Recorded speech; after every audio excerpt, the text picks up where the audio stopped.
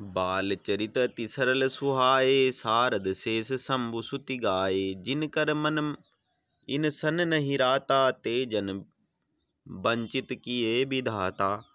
श्री रामचंद्र जी की बहुत ही सरल, भोली और सुंदर मनभावनी बाल लीलाओं का सरस्वती शेष जी, शिव जी और वेदों ने गान किया है। जिनका मन इन लीलाओं में अनुरक्त नहीं हुआ, विधाता ने उन मनुष्यों को वंचित कर दिया, नितांत भाग्यहीन बनाया। भय कुमार जबहि सब भ्राता, दीन जनेऊ गुरु पितु माता। गुरु ग्रह गए पढ़न रघुराई, अल्प काल विद्या सब आई।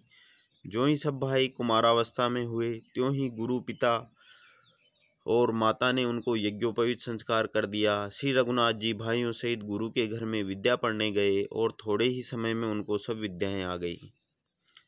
जाकी सहज श्वास सुति चारी, सो हरि पड़ यह कौतुक भारी। विद्या विनय निपुण गुणशीला, खेलहि खेल सकल नप लीला। चारों वेद जिनके स्वाभाविक श्वास हैं, वे भगवान पढ़े, यह बड़ा कौतुक अचरज है। चारों भाई विद्या विनय गुण और शील में बड़े निपुण हैं और सब राजाओं की लीलाओं के ही खेल खेलते हैं। करतल बाम धनुष अति सोहा, देखत रूप चराचर मोहा। जिन बिथिन बिहरई सब भाई, थकित होई सब लोग लुगाई। हाथों में बाण और धनुष बहुत ही शोभा देते हैं। रूप देखते ही चराचर जड़ चेतन मोहित हो जाते हैं। वे सब भाई जिन गलियों में खेलते हुए निकलते हैं, उन गलियों के सभी स्त्री पुरुष उनको देखकर स्नेह से शिथिल हो जाते हैं अथवा ठिठक कर रह जाते हैं। कौशलपुर वासी नर नारी वृद्ध अरुबाल, प्राणहु ते प्रिय लागत, सब कहूँ राम कपाल। सियावर रामचंद्र जी की जय। कौशलपुर के रहने वाले स्त्री पुरुष बूढ़े और बालक सभी को कृपालु श्री रामचंद्र जी प्राणों से भी प्रिय, बढ़कर प्रिय लगते हैं। बंधु सका संग ले ही बोलाई, वन मृग या नित खेल ही जाई। पावन मृग मारहि जिय जानी, दिन प्रति नपहि देखावनी आनी। श्री रामचंद्र जी भाइयों और इष्ट मित्रों को बुलाकर साथ ले लेते हैं और नित्य वन में जाकर शिकार खेलते हैं। मन में पवित्र समझकर मृगों को मारते हैं और प्रतिदिन लाकर राजा दशरथ जी को दिखलाते हैं। जे मृग राम बाण के मारे, ते तनु तजी सुरलोक सिधारे। अनुज सका संग भोजन करहीं, मातु पिता आज्ञा अनुसरहीं। जो मृग श्री रामचंद्र जी के बाण से मारे जाते हैं, वे शरीर छोड़कर देवलोक को चले जाते हैं। श्री रामचंद्र जी अपने छोटे भाइयों और सखाओं के साथ भोजन करते हैं, माता पिता की आज्ञा का पालन करते हैं। जेहि विधि सुखी होई पुरलोगा, करहि कृपा निधि सोई संजोगा। वेद पुराण सुनई मन लाई, आप करहि अनुजन समुझाई। जिस प्रकार नगर के लोग सुखी हो, कृपा निदान श्री रामचंद्र जी वही संयोग लीला करते हैं। वे मन लगाकर वेद पुराण सुनते हैं और फिर स्वयं छोटे भाइयों को समझाकर कहते हैं।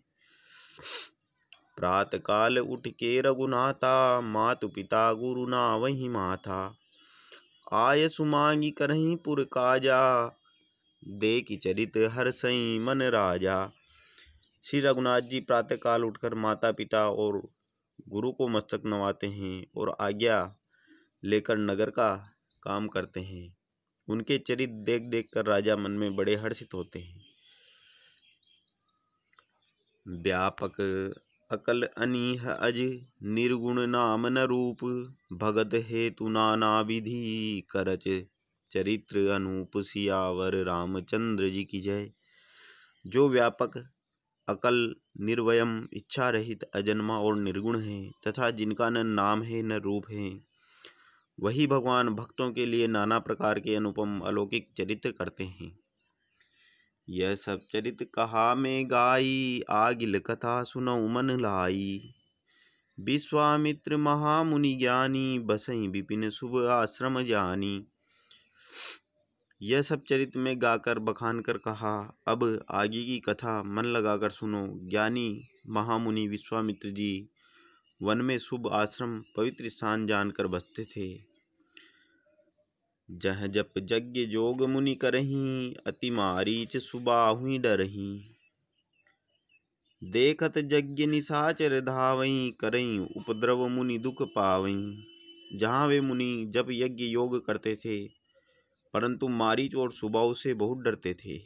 यज्ञ देखते ही राक्षस दौड़ पड़ते थे और उपद्रव मचाते थे, जिससे मुनि बहुत दुख पाते थे। गाधी तनय मन चिंता व्यापी, हरि बिनु मरहिन निशिचर पापी। तब मुनि बर मन कीन विचारा, प्रभु अवतरहु हरन मही भारा। गाधी के पुत्र विश्वामित्र जी के मन में चिंता छा गई कि ये पापी राक्षस भगवान के मारे बिना न मरेंगे। तब श्रेष्ठ मुनि ने के मन में विचार किया कि प्रभु ने पृथ्वी पर भार हरने के लिए ही अवतार लिया है। एहु मिस देखो पद जाई, कर बिनती आनो दो भाई। ज्ञान विराग सुकल गुण अयना, सो प्रभु में देखब भरी नयना। इसी बहाने जाकर मैं उनके चरणों का दर्शन करूं और विनती करके दोनों भाइयों को ले आऊं। आहा, जो ज्ञान वैराग्य और सब गुणों के धाम हैं, उन प्रभु को मैं नेत्र भरकर देखूंगा। बहुविधि करत मनोरथ, जात लागी नहीं बार। करी मज्जन सरऊ जल, भय भूप दरबार। बहुत प्रकार से मनोरथ करते हुए जाने में देर नहीं लगी। सरयू जी के जल में स्नान करके वे राजा के दरवाजे पर पहुँचे। मुनि आगमन सुना जब राजा, मिलत गयों ले विप्र समाजा। करी दंडवत मुनि सन्मानी, निज आसन बैठारे नियानी। राजा ने जब मुनि का आना सुना, तब वे ब्राह्मणों के समाज को साथ लेकर मिलने गए और दंडवत करके मुनि को सम्मान करते हुए उन्हें लाकर अपने आसन पर बैठाया। चरण पखार कीन अति पूजा, मौसम आजु धन्य नहीं दूजा। विविध भांति भोजन और करवावा, मुनि बर हृदय हरस अति पावा। चरणों को धोकर बहुत पूजा की और कहा, मेरे समान धन्य आज दूसरा कोई नहीं है। फिर अनेक प्रकार के भोजन करवाए, जिससे श्रेष्ठ मुनि ने अपने हृदय में बहुत ही हर्ष प्राप्त किया। पुनि चरनिन में लेन सुतचारी, राम देखी मुनि देह बिसारी।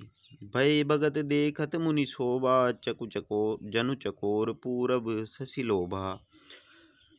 फिर राजा ने चारों पुत्रों को मुनि के चरणों पर डाल दिया, उनसे प्रणाम कराया। श्री रामचंद्र जी को देखकर मुनि अपनी देह की सुधि भूल गए। वे श्री रामचंद्र जी के मुख की शोभा देखते ही ऐसे मग्न हो गए, मानो चकोर पूर्ण चंद्रमा को देखकर लुभा गया हो।